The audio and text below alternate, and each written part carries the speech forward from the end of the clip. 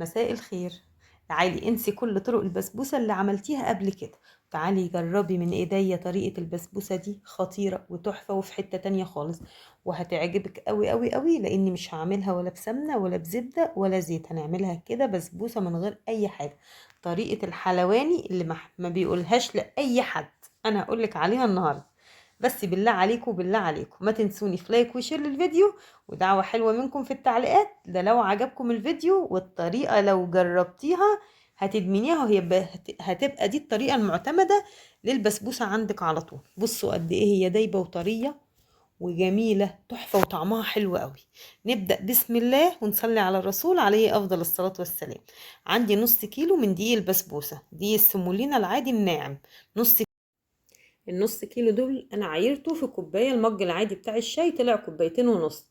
هحط كوبايه من نفس الكوبايه سكر، يبقى كوبايتين ونص من دي البسبوسه، عليهم كوبايه سكر، عليهم ربع معلقه من بيكربونات الصوديوم. تمام، مش بيكنج باودر. محدش يقول لي نحط بيكنج باودر، لا ده حاجه وده حاجه تانية خالص. هنحط ربع معلقه من بيكربونات الصوديوم عند العطار، هاتي ب5 جنيه يقعد عندك شهرين. تمام كده. هنعصر نص ليمونة فوق المكونات اللي حطيناها دي، وعليها كيس فانيليا. خلاص تمام كده. حد يقول لي فين السمنة وفين لا انا ما حطيناش سمنة خالص، ومش هنحط سمنة ولا زبدة. ننزل كمان بكوباية من الزبادي، الكوباية العادية او العلبة العادية الوسط دي، علبة زبادي. خلاص. عندي حليب، لقيت عندي شوية كده، حطيت نص كوباية من الحليب. وهناخد قد ايه مية بقى؟ مليت الكوباية مية، هتاخد حوالي كوباية مية او كوباية وربع من المية. وانتي بتقلبي كده حطي لحد ما يبقى القوام زي ما انتي شايفة بالظبط، تدريجي كده. انا كان عندي كوباية الا ربع من المية، جبت كمان حوالي نص كوباية. وقلبي بقى وما تقلبيش قوي، يعني يا دوب تلمي المكونات في بعضها. يبقى نص كيلو دقيق سيمولينا، عليه كوبايه من السكر، وعليه ربع معلقه من بيكربونات الصوديوم، وعصره نص ليمونه، وكيس من الفانيليا. قلبنا، وربع كوبايه لبن، وعليهم كوبايه وربع من الميه. قلبنا كل ده واركنيه على جنب بقى، ايه على ما نعمل حاجه مهمه قوي. هنكرمل شويه سكر كده علشان نعمل بيهم الصينيه القمر دي. هنحط حوالي نص كوبايه من السكر على نار هادية خالص خالص في الطاسة. اول ما تاخد لون قلبي فيها بالشكل ده. هتنزلي بعد ما تاخد اللون الذهبي وما تخليهاش تغمق منك عشان ما تمررش، هتنزلي بنص كوباية من المية، وقلبي قلبي. هتلاقيها كتلت شوية، بالراحة خالص وطي النار وقلبي فيها، هتفك وتبقى جميلة. وفي الاخر خالص انزلي بمعلقة كبيرة من الزبدة، ولو مفيش زبدة عادي حطي معلقتين سمنة، مفيش سمنة حطي معلقة زيت، المتاح. تمام، حطي معلقة كبيرة من الزبدة عشان احنا ما حطيناش في العجينة خالص، فتدي بقى لمعة للبسبوسة ولون حلو كده. خلاص الزبدة بقى هتفك هتسيح مع الكراميل، وهتبقى شكلها حلو قوي قوي بالشكل ده. تعالوا هنعمل بالايه بالكراميل ده. هات الصينية بقى مقاس حلو كده محترم. بس عايزة اقول لكم على حاجة، ان النص كيلو بتاعي كان الصينية دي كبيرة حبتين عليه، يعني ايه، حاولي تقللي المقاس ده كبير ما شاء الله. الصينية 30 في 35، فكانت كبيرة عن نص كيلو دي البسبوسة. لو كده هتعملي نص كيلو قللي المقاس شوية. هنيجي ندهن الصينية بتاعتنا الكراميل اللي احنا عملناه بالشكل ده، خلي الصينية كلها. ده بيعمل ايه بقى؟ بيخليها تحمر من تحت وتبقى خطيرة، زي هريسة الحلواني بالظبط اللي بتشتريها كده وتلاقي قعرها ووشها محمر وجميلة وذهبي وحلو قوي. تعالي هتبلي ايدك بين المية وتفردي بقى طبقة البسبوسة كده بالشكل ده، ومشي ايوه كده، بلي ايدك ميه عشان العجينه تمشي معاكي.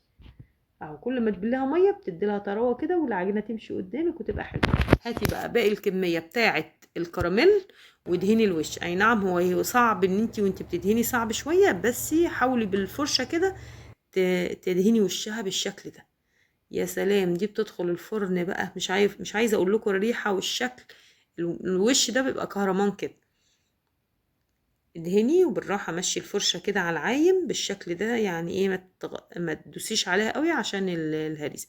هندهن الوش بالشكل ده كده. تمام وزي الفل. سوي بقى الاطراف من هنا ومن هنا، ولو في كراميل على الحرف سويه دخليه لجوه. ايوه كده بالشكل ده. انا هنا هنعمل ايه بقى؟ خطوة مهمة جدا جدا.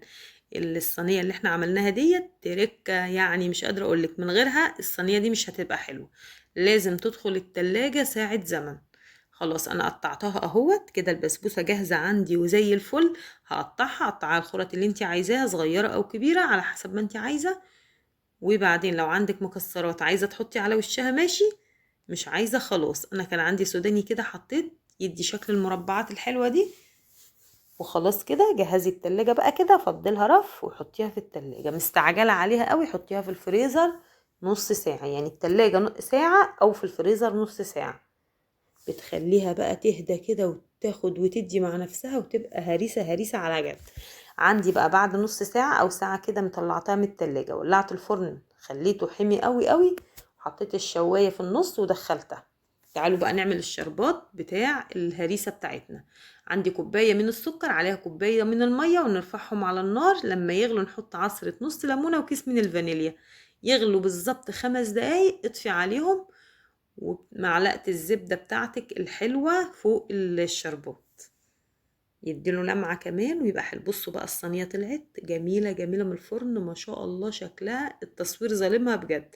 هنقطعها تاني بقى، هنمشي على الخرط اللي احنا قطعناها في الاول، هتلاقيها باينة وواضحة جدا. قطعيها تاني وروحي مديها بقى الشربات بتاعها. محدش يقول لي الشربات شوية، عشان احنا حاطين سكر في البسبوسة على الدقيق، وعاملين لها كراميل من تحت ومن فوق. فالشربات كوباية سكر وكوباية مية مناسب جدا، وكانت مظبوطة بالملي على الشعرة كده. خلاص اديها بقى الشربات كله بتاعها بالشكل ده. وتعالوا بقى ندوق احلى بسبوسة. خلوها بقى تهدى شوية. ايوه ديري الصينيه كده وكده، عشان لو في الحرف بتاعها ما طالش ولا حاجه كله يشرب شربات من كل الجوانب. اهي تعالوا بقى نقطع كده ونطلع خرطه. الله على الجمال. الله بجد بجد احلى هريسه واحلى بسبوسه كلتها.